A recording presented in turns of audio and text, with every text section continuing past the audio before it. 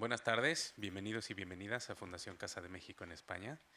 Es para nosotros un inmenso placer y orgullo, por supuesto, albergar esta tarde la presentación de la novela de un autor al que admiramos mucho los estudiosos de la literatura mexicana y los que por lo menos nos interesamos en ella, porque el autor, que en esta ocasión conoceremos en su faceta de narrador, es también un gran experto en distintas figuras y corrientes de la literatura mexicana del siglo XX.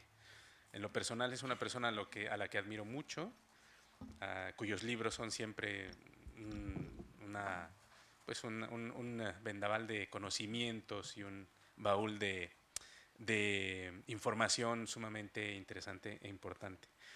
Me refiero, claro está, a Álvaro Ruiz Abreu, que hace unas semanas vino a contarnos, a compartirnos la noticia fantástica de que había publicado una novela, y esta novela es la que vamos a presentar el día de hoy, El arte del engaño. Eh, Así que gracias por acompañarnos y espero obviamente que esta presentación sea tremendamente disfrutable.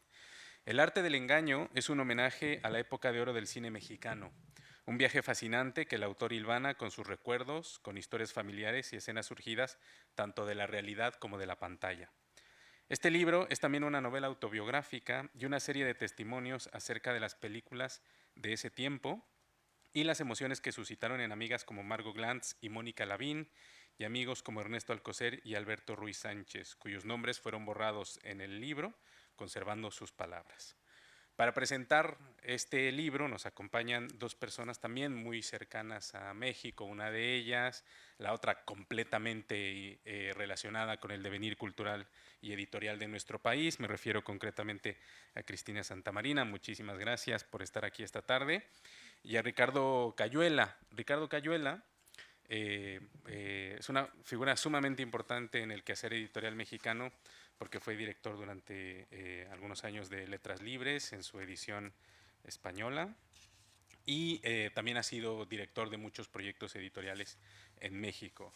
Eh, para leerles y darles algunas pinceladas biográficas tanto del autor como de los panelistas, les cuento que Álvaro Ruiz Abreu es crítico, biógrafo, escritor y profesor investigador de la Universidad Autónoma Metropolitana Xochimilco desde 1977. Formado como periodista y filólogo, ha sido becario de la Fundación Ford y del Consejo Nacional para la Cultura y las Artes como miembro del Sistema Nacional de Creadores de Arte. Forma parte del Sistema Nacional de Investigadores de México y ha sido director de páginas del Instituto de Seguridad y Servicios Sociales de los Trabajadores del Estado. En México lo conocemos como ISSSTE. Lo hemos desencadenado para que quienes no conocen las instituciones mexicanas se familiaricen con estos términos. Editor de la revista Universidad de México, investigador del Programa Cultural de las Fronteras de Conaculta y del Instituto de Cultura de Tabasco, profesor de la Universidad Autónoma de Sinaloa, de la Universidad Autónoma de México, de la Universidad Autónoma Metropolitana, el Colegio de Jalisco, el Instituto Tecnológico Autónomo de México, también conocido como ITAM, y la Universidad Autónoma de Barcelona. Ha colaborado en publicaciones como Casa del Tiempo, El Día, El Nacional, La Cultura en México, La Jornada y Nexos. Muchísimas gracias, Álvaro, por presentar tu novela con nosotros esta tarde. Ricardo Cayuela es editor y ensayista, filólogo por la UNAM, becario del Centro Mexicano de Escritores, ha sido profesor universitario y conferencista. Fue jefe de redacción de La Jornada Semanal, editor responsable de Letras Libres y director editorial de Penguin Random House México. Fue también editor de Turner, es autor de Las Palabras y los Días, Para entender a Mario Vargas Llosa, La Voz de los Otros y El México que nos duele. Muy recientemente fundó el sello editorial Ladera Norte, que es en el panorama editorial en español actualmente una propuesta muy interesante para abrir el debate en torno a temas de absoluta actualidad desde una perspectiva humanística. También es importante mencionar que Ricardo Cayuela es colaborador de Casa de México y que en 2021 coordinó con nosotros un ciclo que se llama Conversaciones Transatlánticas. Como cuando ocurrió eso había todavía muchas restricciones debido a la pospandemia, ese ciclo se albergó sobre todo en la red. Su canal principal fue Facebook, posteriormente esas charlas se replicaron en YouTube. Son conversaciones muy interesantes todas, yo les recomiendo que las visiten, porque en ese ciclo que coordinó con nosotros Ricardo se pudo ver el quehacer editorial plasmado en un programa de debate en torno a temas que interesan tanto a mexicanos como a españoles. Estas conversaciones están en internet, yo les sugiero mucho que las vean porque son sumamente interesantes. Bienvenido, Ricardo, como siempre es un placer que estés con nosotros. Y Cristina Santamarina, finalmente, es licenciada y doctora en Ciencias Políticas y Sociales por la Universidad Complutense de Madrid. Cuenta con una larga experiencia docente en más de 20 años impartiendo cursos en másteres sobre sociología del consumo, de la comunicación, de la cultura y de género. Además, ha sido coordinadora, editora y directora de publicaciones como Política y Sociedad o El Rapto de Europa. Y en la actualidad es vicepresidenta de la Junta Directiva del Comité Español de ACNUR. Bienvenida. Antes de dar paso a la presentación propiamente dicha, me gustaría compartir con ustedes unas líneas que escribió Mónica Lavín en el Universal hace unos días a propósito de la publicación de este libro. Sin necesidad de destripar el contenido de la novela, tienen que saber que la novela aborda recuerda desde la perspectiva del personaje principal la llegada del cine a un lugar de Tabasco que se llama El Porvenir, un pequeño poblado tabasqueño. Esa experiencia, que fue una formación en todos los sentidos para este personaje, es parte importante del devenir de la novela. Y en los comentarios que hace Mónica Lavín al respecto, ella indica lo siguiente. El informe de Arturo González, que es el personaje principal, toca a nuestra puerta recordándonos que de alguna manera todos llevamos un cine Victoria dentro. El cine Victoria es el cine que llega precisamente a este pueblo. El arte del engaño ocurre en la narrativa del cine y la novela. La escritura rescata la memoria y su invención. Hay en esta gloria y ruina del cine Victoria una posibilidad de transportarnos a los asombros primeros y a la manera que se descorrió el mundo para un niño y un joven que llegó para siempre a la Ciudad de México, esa ciudad que conoció primero en el cine. Bueno, queridos panelistas, querido autor, querido público, sean ustedes bienvenidos. La experiencia que verán esta tarde es muy interesante porque además de escuchar la opinión de los panelistas y del autor, vamos a ver distintos fragmentos de algunas películas icónicas del cine de oro mexicano y al final del todo hay dos sorpresas. Espero que disfruten mucho esta presentación y gracias por estar aquí esta tarde.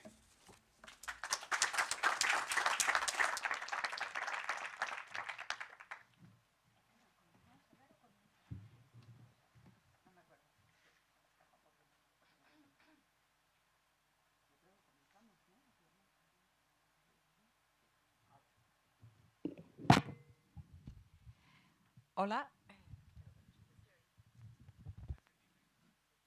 ¿Sí está encendido? No. ¿Ahora? No. Estaba prendido. ¿Se me oye? No, no está encendido.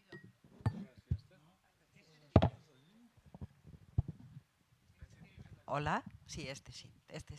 Ese le he dado arriba y abajo y no ha funcionado. Bueno, pues buenas tardes a todas, a todas. En primer lugar, gracias José Carlos, a esta casa que nos acoge tantas veces y que de verdad cumple tanto la función de vincularnos con México, España, España y México. O sea que todo el agradecimiento. Gracias a quienes están aquí y en mi caso personal, muchas gracias Álvaro por haberme propuesto ser una de las interlocutoras que esta tarde podemos hablar de este libro, aquí un poco a todas, a todos, o para todas, para todas. Es un trabajo que a mí me cuesta personalmente, en primer lugar, y lo digo como un elogio, caracterizarlo, porque el arte del engaño en sí misma es una película. Yo creo que aquí hay un guión cinematográfico notable, yo creo que esto es una película. pero también es una novela. También es un libro de memorias. También tiene algo de docudrama, es decir, donde el tema de los datos, las informaciones, las experiencias, las interlocuciones están en juego, pero que también se construye a partir de eso. Tiene mucho de ensayo, cosa que le da una notable solidez a las caracterizaciones de la época. Tiene mucho de crónica de lo que es una experiencia particular. Tiene muchísimo de historia no solamente vivida por el protagonista, que nadie nos creímos que fuera Arturo González, y os pasará cuando lo leáis, Arturo González no existe, se llama Álvaro Ruiz Abreu, con toda la ficción que este personaje, o esta persona quiera ponerle al tema, pero en principio tiene mucho de historia personal, tiene muchísimo de un elemento importantísimo que es cómo se construye la cultura sentimental, emocional de una colectividad. Tiene vidas ejemplares, no necesariamente de santos, pero sí tiene vidas ejemplares. Y tiene toda la semblanza de una época situada en un lugar, por supuesto que no hago spoiler, que porque es verdad, pero porque es una gran metáfora, se llama el porvenir. Por lo que todo tiene una especie de lógica tan sincrónica que parece como una pieza en la que los distintos géneros están articulados y realmente están construyendo una perspectiva que está contada, y esto es muy de agradecer, Álvaro, con una gran amabilidad. Es muy amable de leer. Todos estos diferentes géneros, subgéneros, potenciales géneros, tienen esa cuestión de estar vinculados con una gran amabilidad expresiva. No puedo reprimir decir que hay algo de barroco caribeño en la forma en cómo está contado, que por otra forma creo que es la forma en cómo normalmente Álvaro habla, pero nos habla a los amigos y dice las cosas y cuenta las narrativas. Hay un eje, hay varios ejes, pero hay un eje muy importante en esta arte del engaño, que es el tema del cine. Tanto es así que hay un personaje que en un momento dice, si no hay cine, la vida no se llama vida. Así de definitivo, así de radical y así de intensa es esta tesis que de alguna forma está presente y está construida y sostenida a lo largo de todo el libro. El cine y lo que significó el cine fundamentalmente en los años 50 es uno de los elementos que sin ninguna duda atraviesan desde la primera hasta la última página. Pero hay mucho más que el cine y las películas y la educación sentimental. Está la construcción a una pertenencia nacional de la que ese cine, y así lo dice Arturo González, toma o forma un lugar realmente importante. Me gustaría leeros solo un párrafo, pero me gustaría señalarlos. Esta cosa del mundo académico, que uno está acostumbrado a estar con mesas, la ausencia de mesa me lo pone un poco más difícil. Dice, con respecto al tema de la construcción de esto de la identidad nacional, y en este caso mexicana, dice, ese día no podía ser sino imprescindible para la memoria de la cultura mexicana que había creado a trompicones la Revolución Mexicana y de la cual el cine es una de sus expresiones más acabadas. ¿Por qué?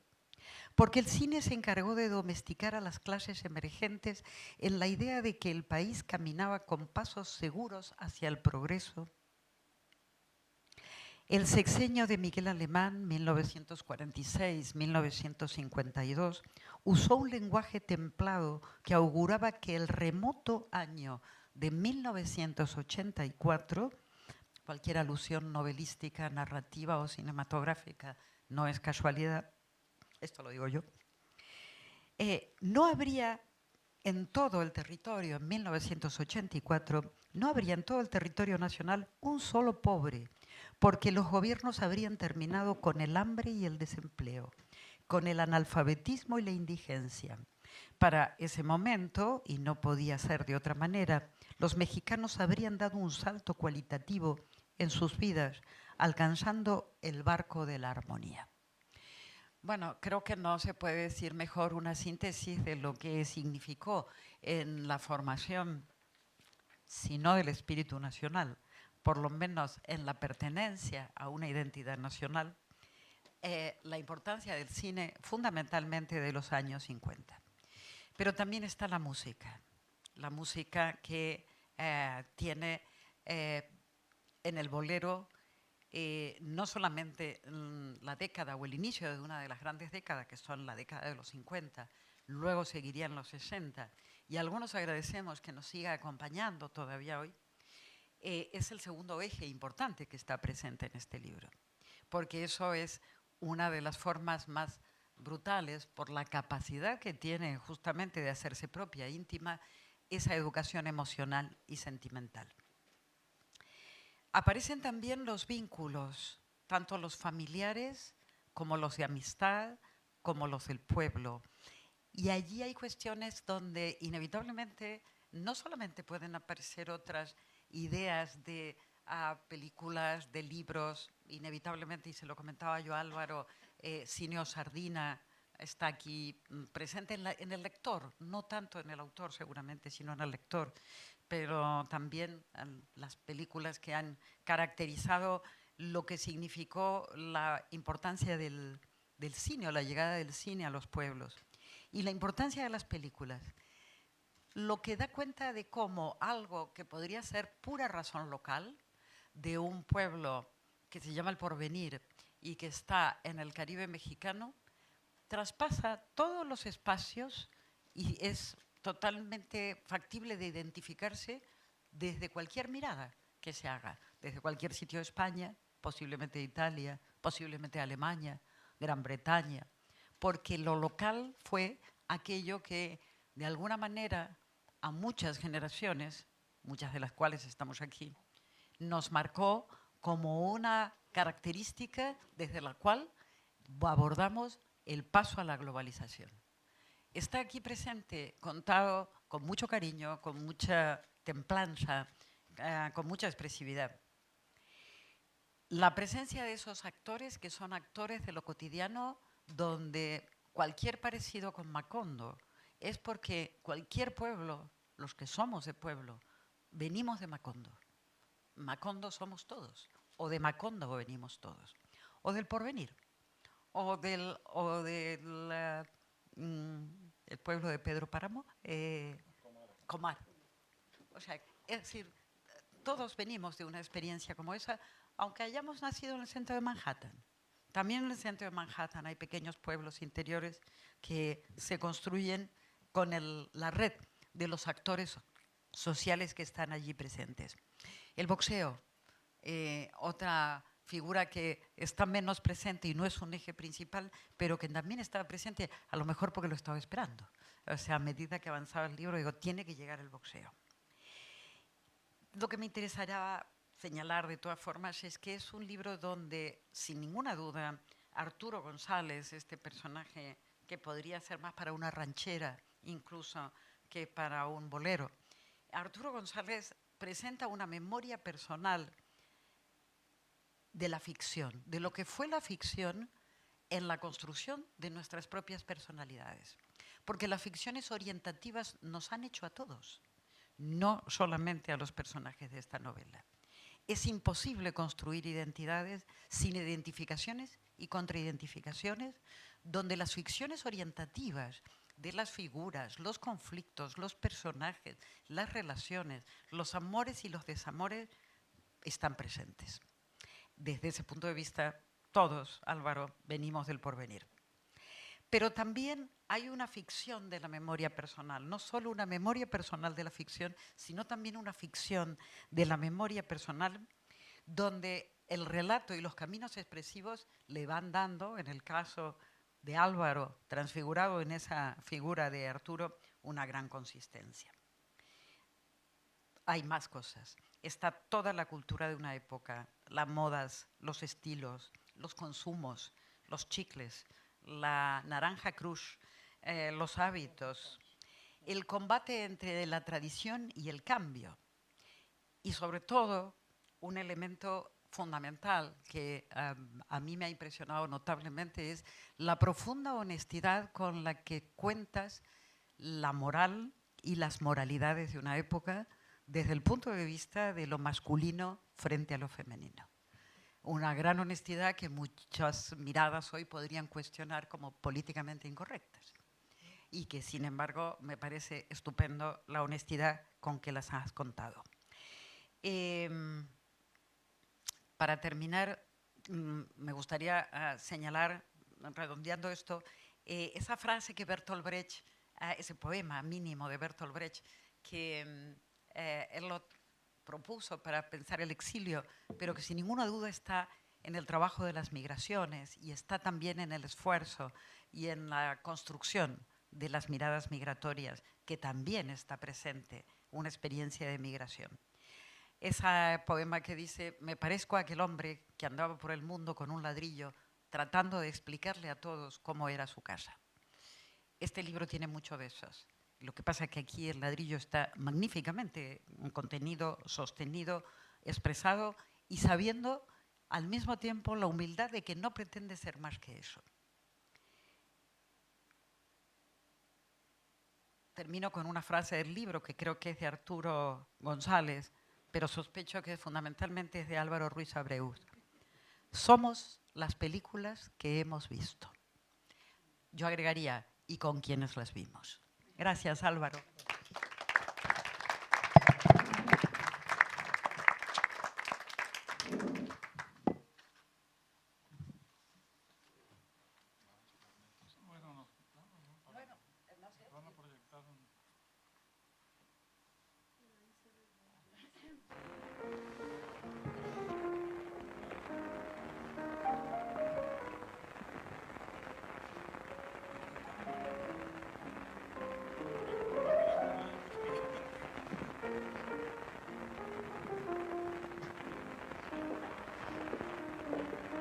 ¡Vivan los novios!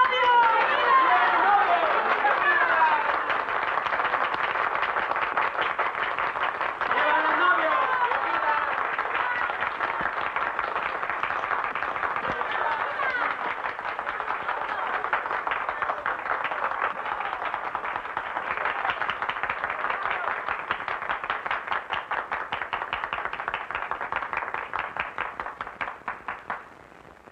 Los testigos de ambos contrayentes tengan la bondad de tomar su sitio. Quiero aprovechar este momento para decirles que es un honor muy grande para mí cumplir como juez en este matrimonio, ya que se trata de la hija de don Carlos Peñafiel, mi compadre, y de ti, Beatriz, que me tocó llevarte en brazos a la pila bautismal, que me tocó asentar en el registro tu nombre. Quiero decirte, en este momento tan significativo para ti, para tu padre y para todos nosotros, lo que la ley espera del hombre y de la mujer. Y empezaré por expresar el gusto que me da ver que te vas a casar con un extranjero, con el señor Roberts, porque esto demuestra que entre nosotros ni existen ni jamás han existido prejuicios raciales, y por lo tanto tu responsabilidad como mujer mexicana es mayor.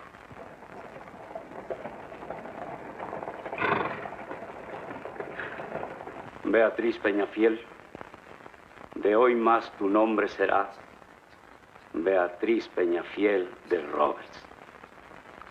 Firma.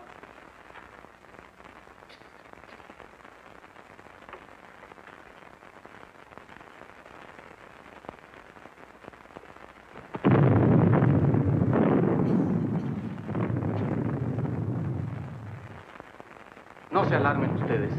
Son las fuerzas federales que vienen a atacar.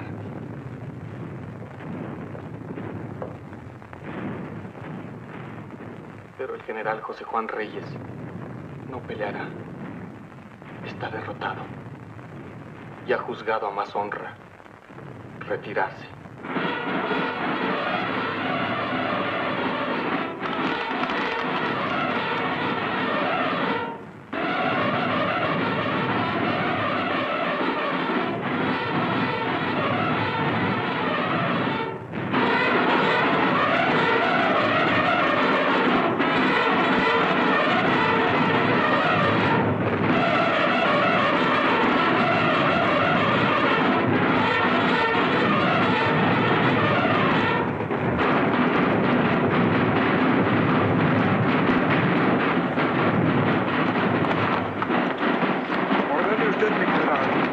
Cuando lleguen a las afueras del pueblo, que la gente se forme en línea desplegada. Muy bien, mi general.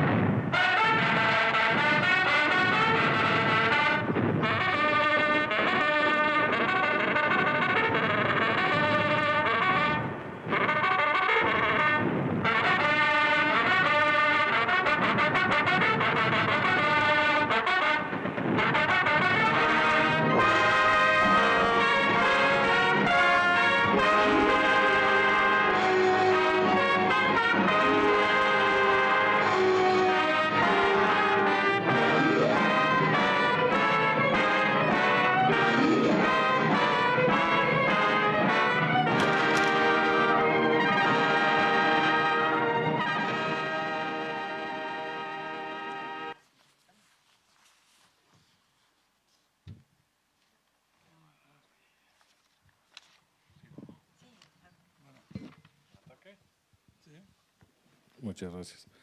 Muchas gracias a la Casa de España en México, muchas gracias a José Carlos por tan generosa presentación. Yo estaba preocupado porque me tocó hablar después de Cristina, ahora imagínense hablar después de la escena final de Enamorada. El reto ya se vuelve salvaje, ¿no? Sí creo efectivamente que la fuerza del cine mexicano de la época de oro es algo que no acabamos de comprender, entender del todo, porque creo que México fue el único país de la comunidad iberoamericana que logró construir una imagen de sí mismo a través del cine totalmente coherente, poderosa, que llegó a trastocar, a confundir los cimientos de la realidad, ¿no?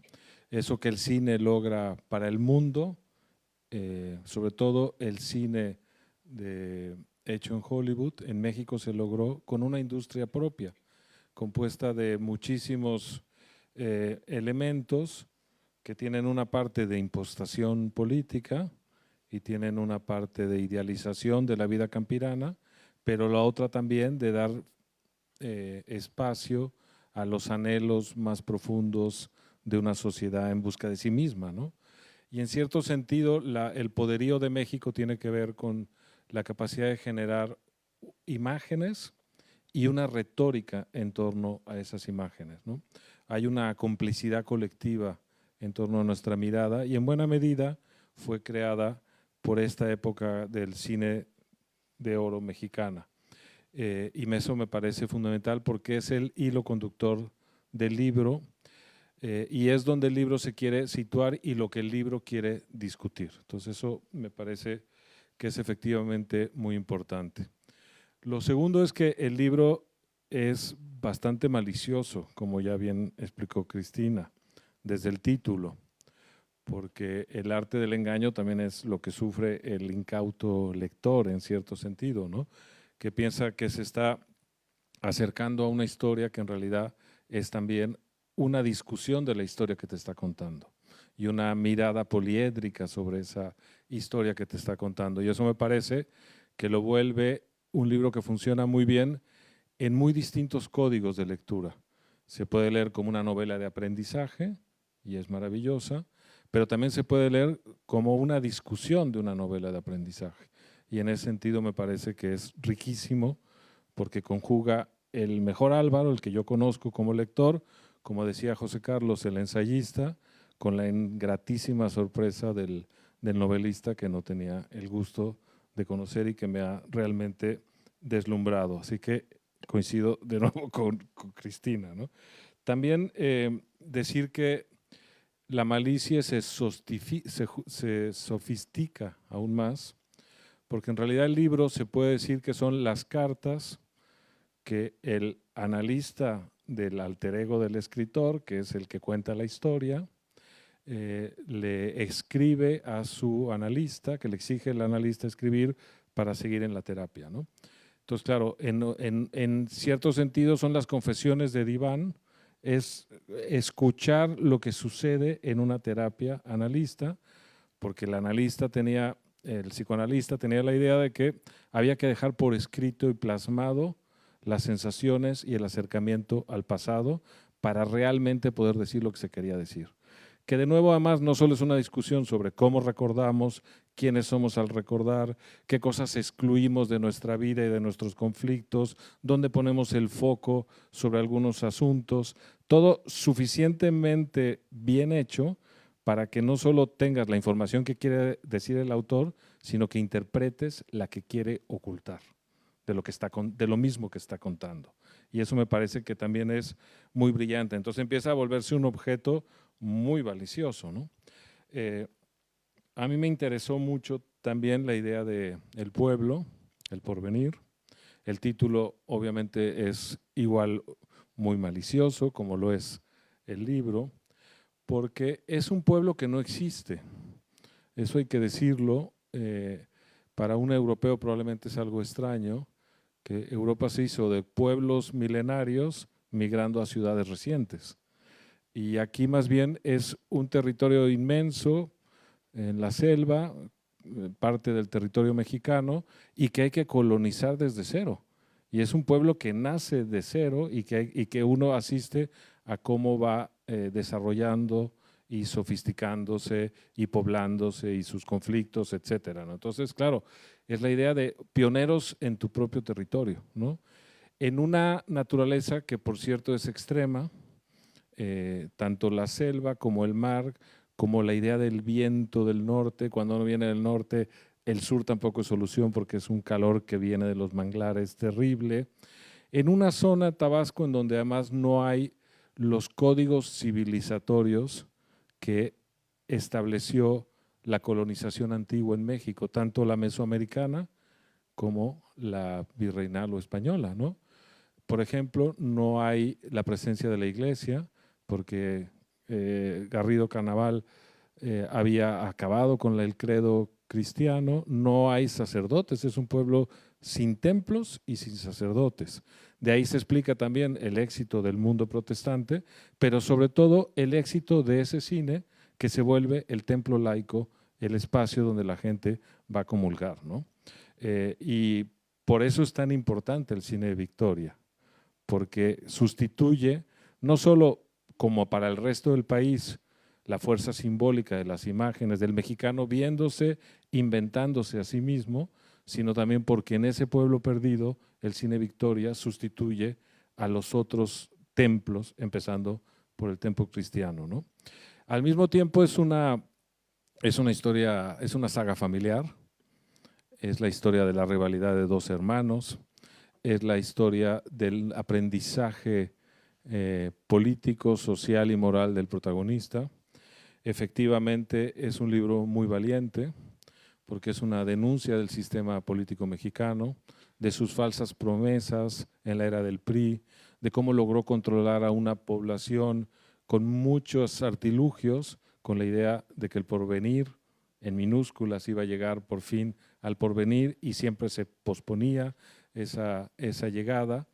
Y al mismo tiempo es una muy valiente forma de explicar cómo crecer en un mundo sin información, con escuelas muy precarias de libro de texto obligatorio que no tocan los temas delicados y que uno tiene que ir construyendo su propia moral sexual, su propia moral política, con enormes dificultades, basado en embelecos, atado a la historia de la adolescencia, ¿no?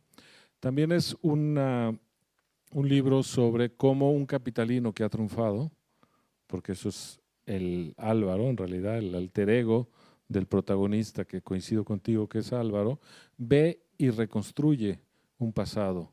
Hay un punto de nostalgia, hay un punto de ternura, hay un punto de alejamiento y de rechazo a ese mundo. Es una mirada muy limpia y muy maliciosa al mismo tiempo, ¿no?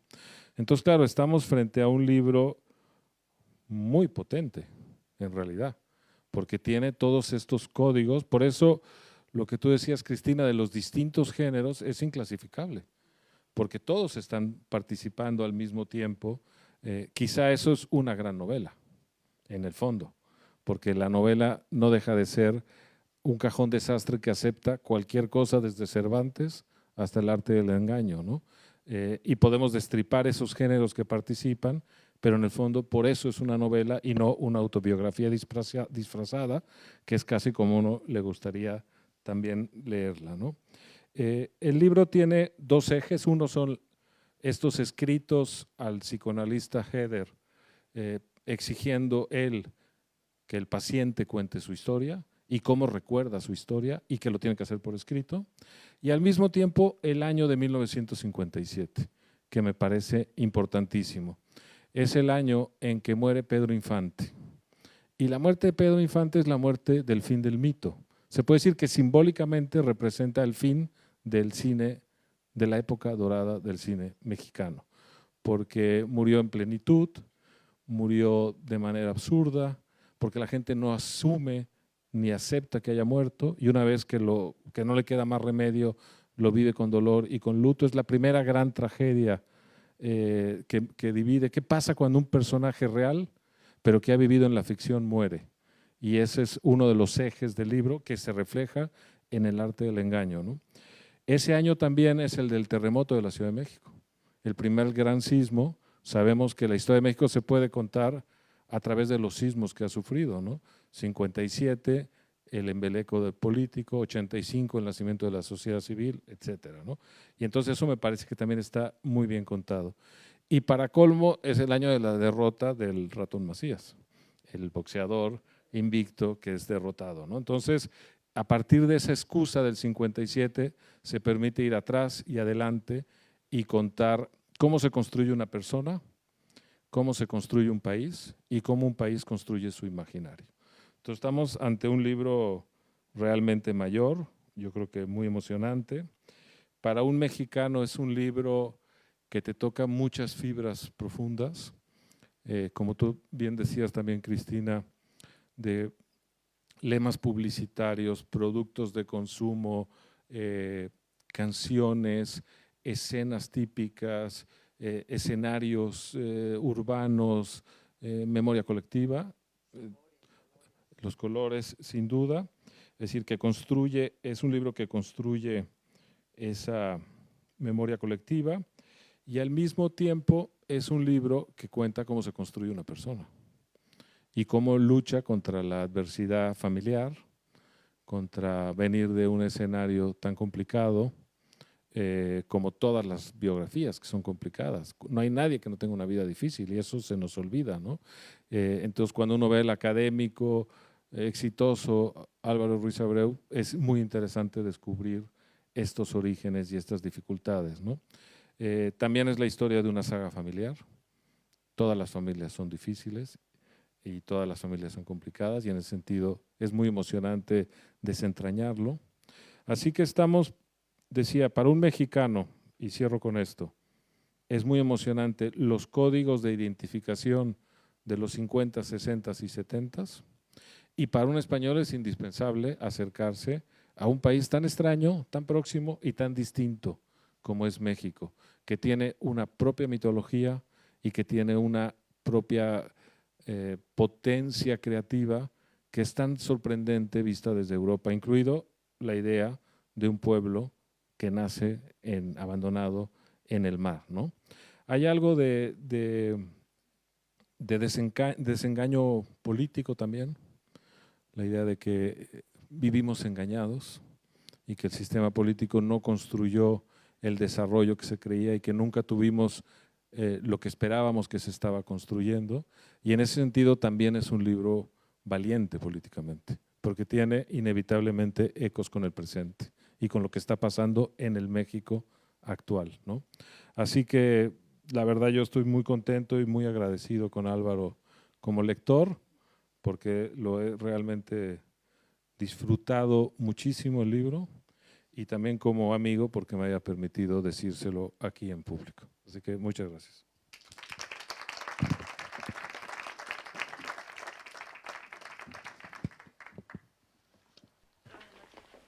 La voy a acompañar, no me la vayan a robar en el camino. Bueno.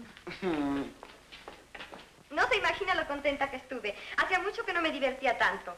¿De veras, Carmelita? Eres un abusivo. Ese radio es mío, como todo lo que hay en esta casa. Y no se te vuelva a ocurrir llevarte nada, porque te mato. Desgraciado, mantenido. Déjame explicarte, viejita. No me diga viejita. Hogar, dulce hogar. Pobre don Chinto. Pero también él tiene la culpa. ¿Cómo va a tener la culpa un señor que tiene una vieja tan fea, Carmen? Sí, pero él es un borracho mantenido que nunca trabaja y ya lo mantiene. Pero está re fea la señora esta. Sí, pero él es un borracho. Pero lo borracho se le quita mañana y a la petarrita esa no se le quita lo feo nunca jamás. Eso sí es de ¡Ay, Dios mío, quita! Siéntese, Carmelita, ¿no? Mire, si yo estuviera casado con una petarra como esa, yo ya la hubiera enterrado, viva. Y luego la hubiera sacado para quemarla verde. Y luego le hubiera dado sus cachetadas gigantes. Y luego la saco para el patio, la abro en 6, la enchilo, la tiendo y la pongo a los rayos de la luz solar. Me extraña que hable así, Tintán. Usted es un hombre de bien. ¿Y usted cómo sabe que yo soy un hombre de bien? ¿Usted por qué me lo dice? Porque es usted muy buen padre, un hombre muy trabajador, muy caritativo y sobre todo muy honrado. Mire, en primer lugar... Espéselo. En primer lugar, yo no soy ni trabajador, ni soy hombre de bien, ni mucho menos honrado. Esa palabra me retuerce. Y como yo la quiero mucho, Carmelita, le voy a decir a usted una verdad muy honda, muy clara, no se burlen, muy en serio. Yo soy ratero. No se ría. Por pilocho que soy ratero. Bueno, ¿y qué es lo que te ha robado? Ah, caray. Pues no. Pues ahí está mi horrible tragedia. Ahí está mi tragedia, que nunca he podido robarme ni un pañuelo, Carmelita. Usted no sabe cómo sufren los bandidos babosos. Ay, mire, mejor váyase a acostar. Usted ya está muy tomado. ¿Entonces no me cree? Sí, sí le creo. ¿Y no le importa que yo sea un ratero? No, no me importa. ¿Cómo es usted buena, Carmelita? La única cosa que yo quisiera era pedirle un favor. Darle un besito, Carmelita. Ahorita que me atrevo. No sea maldita. ¿Sí?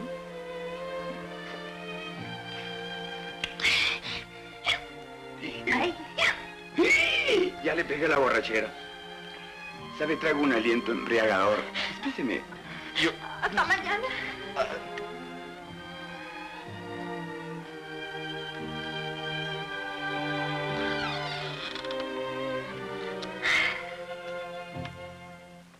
Tus besos se llegaron a recrear aquí en mi boca, llenando de ilusión y de pasión mi vida loca. Las horas más felices de mi amor fueron contigo. Por eso es que mi alma siempre extraña el dulce alivio. Te puedo yo jurar ante un altar mi amor sincero. A todo el mundo le puedes contar que sí te quiero. Tus labios me enseñaron a sentir lo que es ternura. Y no me cansaré de bendecir tanta dulzura.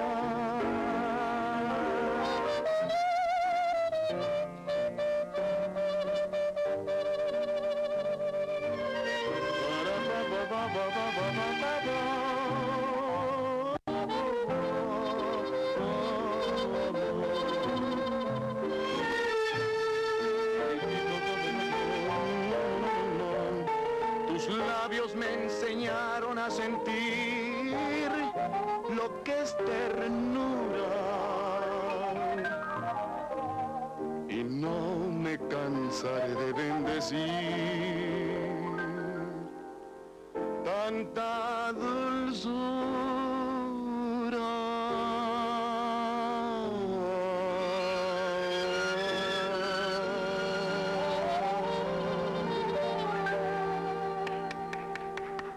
Pepronia, por Dios, viejita. Que no me digas viejita, métase.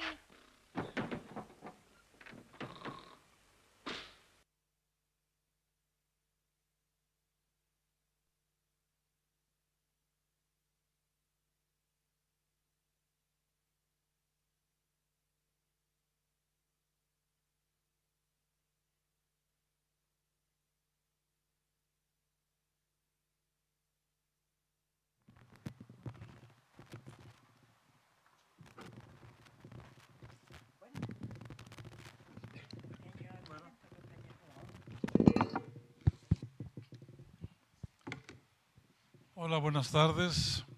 Qué gusto me da ver aquí a amigos, colegas en esta presentación. Y de verdad gracias por acompañarnos a estar aquí en esta charla, en este diálogo. Gracias a José Carlos por las atenciones para llevar a cabo el evento. Y gracias a Cristina, de verdad que comentarios que casi me dejan en silencio, me dejan callado. Y a Ricardo Cayuela igualmente, son comentarios muy puntillosos, muy inteligentes, muy amenos, que describen el mundo de la novela que tenemos aquí. Bueno, yo quisiera referirme, hay tantos puntos que no sé por dónde comenzar, pero al menos a dos. El primero es el que se refiere a los géneros. Y Cristina comenzó su nota, su apreciación, su crítica sobre el libro, diciendo que el arte del engaño tiene algo de ensayo, de crónica, de novela, por supuesto, de autobiografía, etc. Faltó un elemento que también está en este libro, que es la entrevista. O sea que sí tiene una cantidad de géneros que producen un texto totalmente híbrido, ¿no? Y la entrevista, ¿por qué? Porque yo mandé un cuestionario antes de terminar el libro, como a 20 personas. De esas 20 personas, ya saben que los mexicanos como somos, que todos te dicen que sí, pero no te dicen cuándo. Entonces, el cuestionario era nada más preguntarles, ¿has visto cine mexicano? Hombre, esas personas me iban a decir, por supuesto que sí.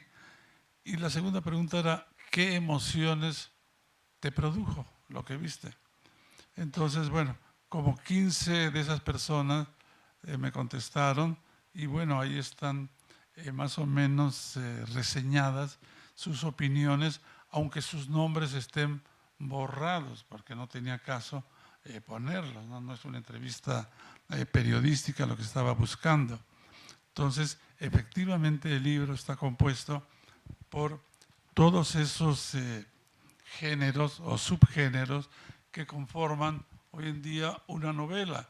Y, por ejemplo, tiene reportaje y tiene investigación, ¿no? Reportaje en el sentido de que estuve arañando periódicos de la época y películas también del cine mexicano, libros sobre el periodo alemanista que estaba citando Ricardo en este momento, que es un periodo de la historia de México verdaderamente interesante, que es la posguerra, es el 46 al 52, el periodo de Miguel Alemán, el primer licenciado, el primer universitario que llega a la presidencia de México después de un periodo en que, un largo periodo en que todos los presidentes eran generales surgidos de la revolución. Y entonces a Miguel Alemán, desde que llega allí, le dicen el cachorro de la revolución. ¿Y qué implanta Miguelito Alemán, entre otras cosas? Pues el progreso. Dice, no, aquí no necesitamos arados. Bueno, a lo mejor tenía razón. No necesitamos campesinos ni ejidos. No necesitamos campesinos en el sentido de que tengan su pedazo de tierra. ¿Y qué van a hacer con eso? Morirse de hambre. No, no. Nosotros, él pensando en el modelo norteamericano de producción, ¿no? Masiva, producción agrícola, industrial, en eso está pensando Miguel Alemán. Y entonces, todo lo que había hecho Lázaro Cárdenas 6 años antes, 10 años antes, pues lo echa por la borda porque él quiere un México moderno.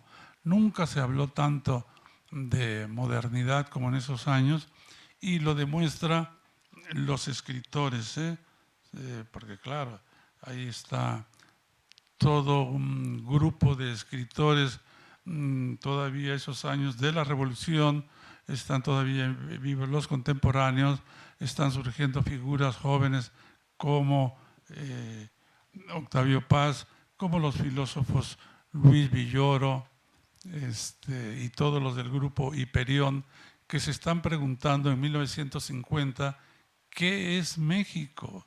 ¿Qué es lo que somos? ¿De dónde venimos? ¿Cuál es nuestro origen? ¿Cuál es nuestra identidad? ¿Qué le vamos a llamar? ¿Cómo vamos a llamar a un mexicano? En el sentido de su origen, que tiene un origen pues indígena, colonial, español. Es decir, es una mezcla ya de identidades, pero todos estos mexicanólogos, que no fueron pocos, fueron poetas, pues Octavio Paz en El laberinto de la soledad, José Revueltas en El luto humano de 1943, o sea, un poco antes, y los filósofos que estaba yo citando, que les da por preguntarse y más bien por indagar, ¿no? ¿Qué es una nación? ¿Qué es México? Y toman de Freud pues como ciertos modelos, ¿no? Ciertos esquemas para analizar la psicología del mexicano. Ahí entraron también varios españoles ya refugiados y ya hechos mexicanos con todo el grupo Hiperión, y es muy interesante el periodo.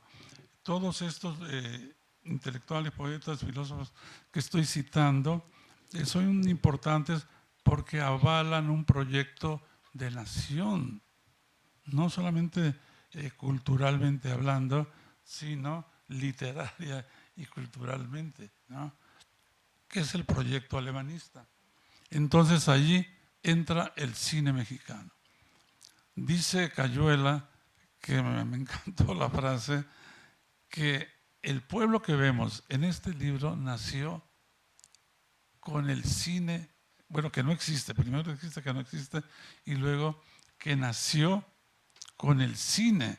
Efectivamente, 1957 ya es una fecha como de leyenda por la muerte de Pedro Infante, pero un poco antes ya había llegado el cine a ese lugar y había despertado como una especie de conciencia de lo que ellos eran y de lo que el pueblo era. Entonces el pueblo nace con la llegada del cine, y tal parece que muere también con el final del cine, ¿no? Al menos este cine que estamos viendo. Otro aspecto que quería yo citar es que hemos visto dos pasajes del cine mexicano, que yo diría, bueno, son pasajes clásicos para los mexicanos, porque en una película, en la primera, es Enamorada, del Indio Fernández, nada menos. Digo, un director muy conocido en México y en Estados Unidos, no sé si en España, y bueno, y en el resto de América Latina. La película se llama Enamorada, y dense cuenta el papel que tiene allí la mujer. Yo había visto de niño esas películas, pero las volví a ver ahora, de grandecito, para ver cuál era el discurso finalmente de esas películas. Y ay, Dios mío, ¿dónde están las de Me Too? Híjole, que incendiarían esas películas. Nada más. En la primera, María Félix, una niña riquísima, ¿no? Hija de un hacendado en Puebla, ya la vieron, no firma su matrimonio con este extranjero y se va con un revolucionario. ¿Se va a caballo? No, ella se va a pie como una Adelita, siguiendo la figura viril, enérgica, ¿no? Del gran conquistador que es Pedro Armendáriz, bueno, que es un general, perdón, en la película, ¿no? Va atrás de este hombre. ¿De qué manera? El extranjero es un estadounidense. Sí, es un gringo. Sí, sí, exactamente. Y el general tiene pestañas postizas. Muy guapo, sí. Pero bueno, la mujer no la veas, ¿eh? Porque él ya la ha maltratado a lo largo de la película, etcétera, y con esa arrogancia que tiene el general, bueno, y además con las pistolas y las espuelas y las pestañas postizas, no veas, ¿no? Bueno, luego, en la otra, que es una película cómica, que es El Rey del Barrio, de Tintán, un cómico muy importante en esos años. Es que, porque Tintán, bueno, aquí varios lo han de saber, encarna al Pachuco. Él estuvo en Estados Unidos y vio cómo vestían los mexicanos en Los Ángeles, ¿ok? Y empezó a vestir como un pachuco, un sombrerito con una pluma aquí, un abrigo largo, una corbata también muy fosforescente. Y recuerden que Octavio Paz tiene un capítulo en El laberinto de la soledad sobre los pachucos. Había estado también en Los Ángeles con una beca Fulbright, ¿no? creo que es la beca Fulbright que tiene Paz para ir a Estados Unidos, y se fija en el comportamiento, en el vestido de estos pachucos y escribe uno de los capítulos de ese libro tan importante. Bueno, pues Tintán encarna ese pachuco de los Estados Unidos y de manera irónica lo plasma en sus películas, ¿no? Y aquí en El Rey del Barrio, junto a Silvia Pinal, que es bellísima, esa actriz, resulta que la Carmelita esta que tiene enfrente y de la que se enamora, en un momento dado no tiene recursos para nada. Bueno, no tiene ni para tomarse un café en la mañana.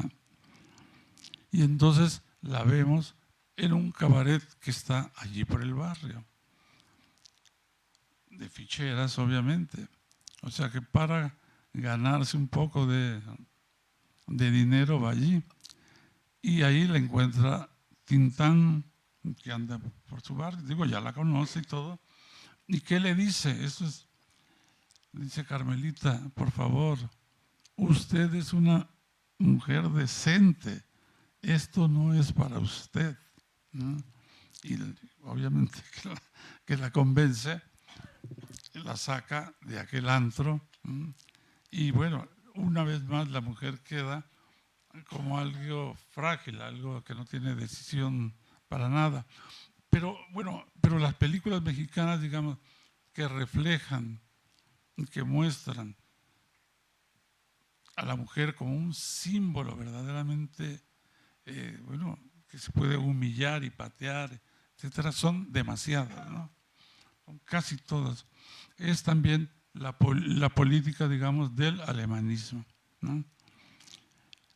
Entonces, bueno, esos dos detalles que quería señalar, y ya no voy a contar toda la historia de cómo se gestó este libro, pues que es muy larga, muy tediosa, porque como todo libro, se va gestando poco a poco, pues con anécdotas que recoges, con lo que investigas, con lo que ves, y luego el mismo texto te va marcando rutas, te va marcando nuevos derroteros, hay nuevas líneas, ¿no? Es muy distinto, digamos, a lo que podría ser un poema, ¿no? Que es otro tipo de impulso artístico. Entonces, en los orígenes del arte del engaño, bueno, pues hay eso, sobre todo una inquietud por contar una experiencia personal, familiar, y cuyo centro, pues ya lo dijeron, es el cine, ¿no? El cine, como ya lo describió Cayuela, como un símbolo que en un momento dado en México cubrió toda la cultura mexicana, ¿no? Ok, bueno, entonces vamos, gracias.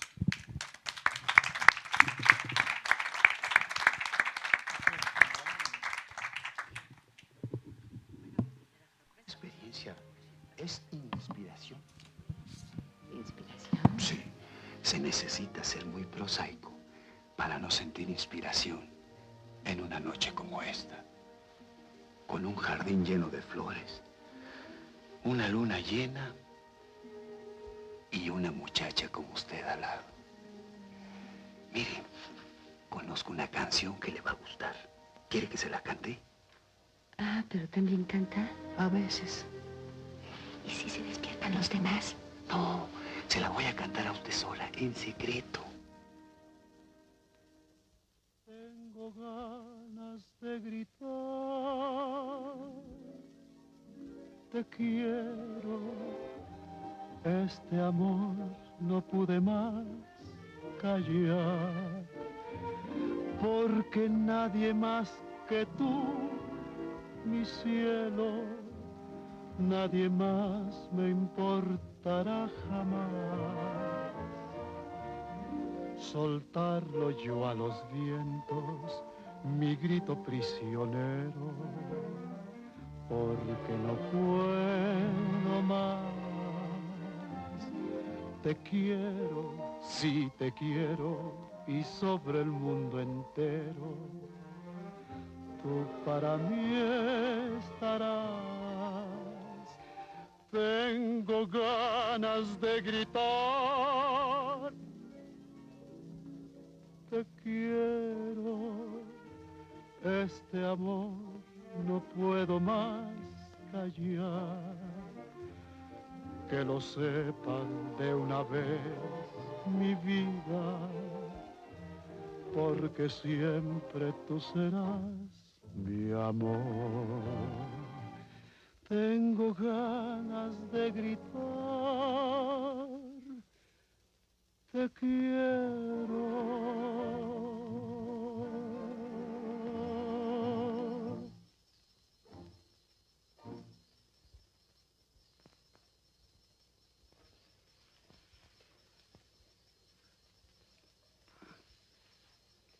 Bueno, ahora hay que encontrar la manera de que entre usted a su casa. Usted me dijo que aquí la encontraría. Ya la encontré. ¿De veras? Sí, deme la llave. Pero si ya le dije a usted que... Ahí la tiene, démela, démela.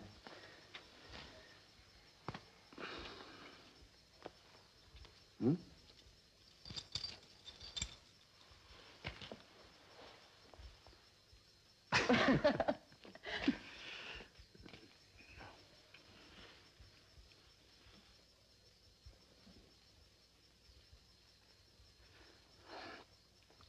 Bueno, vámonos.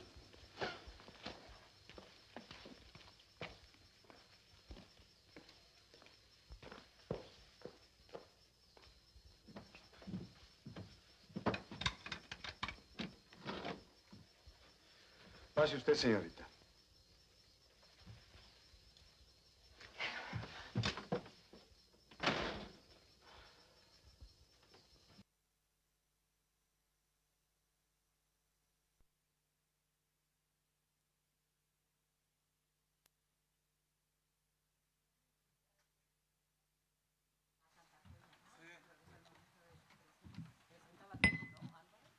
Sí, claro.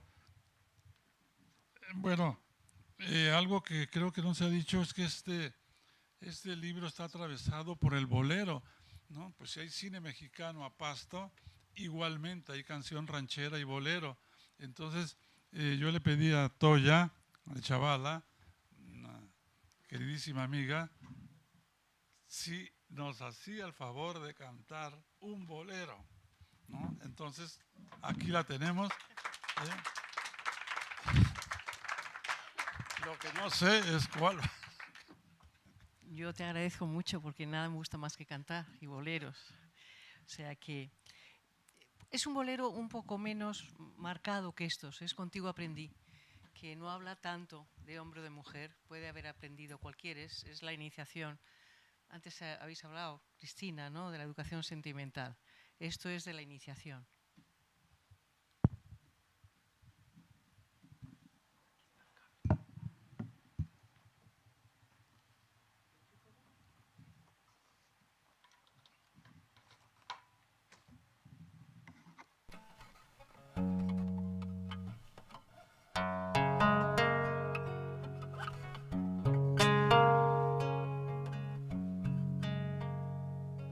Contigo aprendí que existen nuevas y mejores emociones.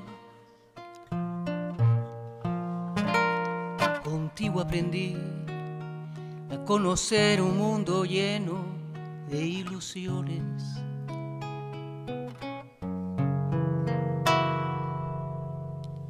Aprendí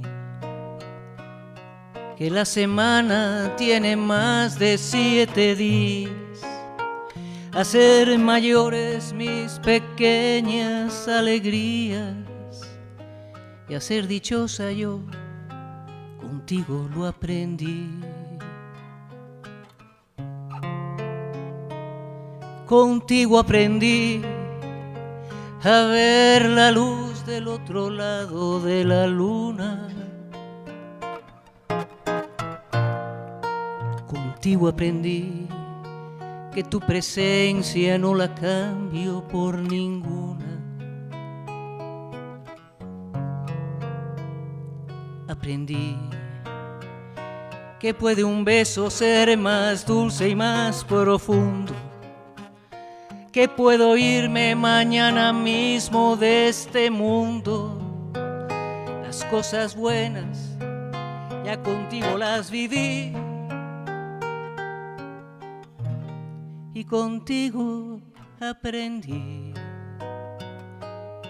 que yo nací el día en que te conocí.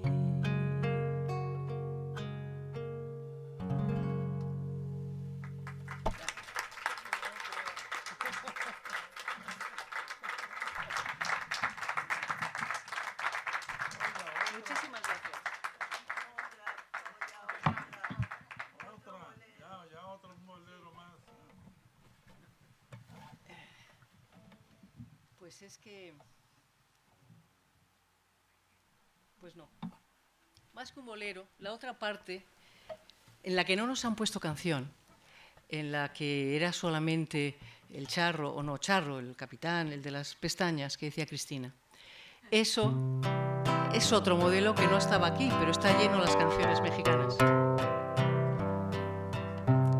Gabino Barrera no entendía razones, andando en la borrachera, gastaba pistola con 6 cargadores, le daba gusto a cualquiera.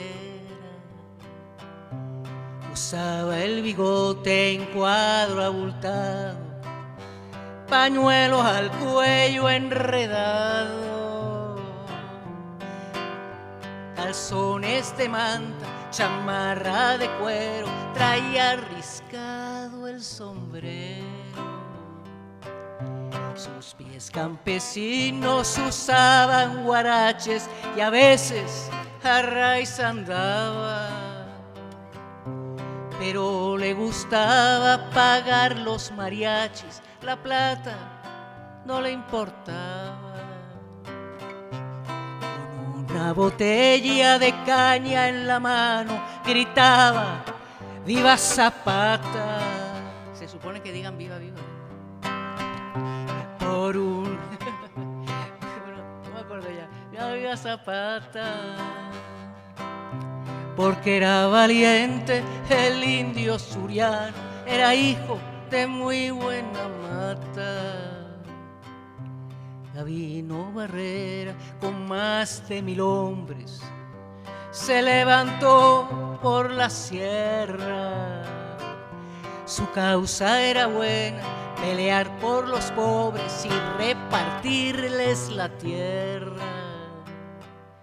Pero Gabino Barrera dejaba mujeres con hijos por donde fuera. Por eso en los pueblos por donde paseaba se la tenían sentenciada. Recuerdo la noche en que lo asesinaron, venía de ver a su amada.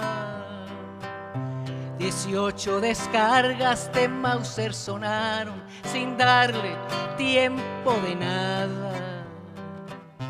Gabino Barrera murió como mueren los hombres que son bragados. Por una morena perdió como pierden los gallos en los tapados.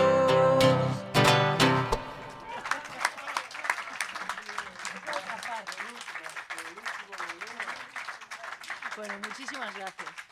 Un placer. Y Álvaro.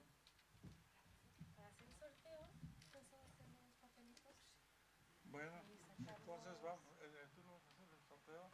¿Y los libros dónde están? Los papelitos y...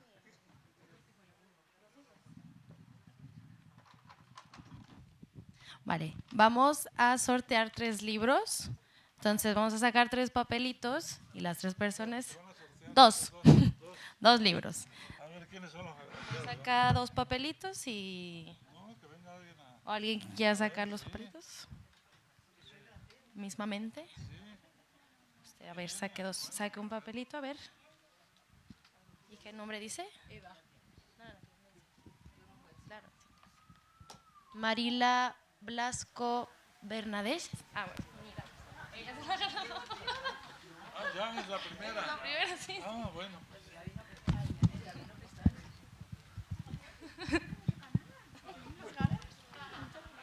Vale, pues si quiere usted sacar otro. No, seguro igual sí. ¿Qué dice? Polanco. Polanco. Bea Polanco. No está. Ah, pues otro. Qué bueno, qué interesante. ¿Sí está? No. ¿Enar rojo? ¿Enar rojo? ¿Está Enar rojo? No. Sí. Qué nervios. Es que es mucha gente registrada. A ver, Williams. Gonsenbach. ¿No? Vale, pues sigue. A ver. Rodilla. Rodilla, no, rodilla.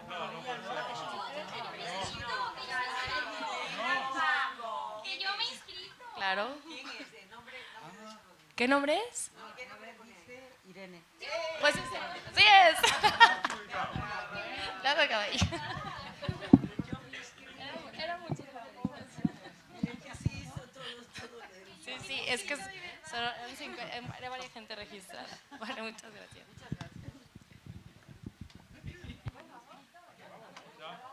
Bueno, sí, ya, gracias. Ah, bueno.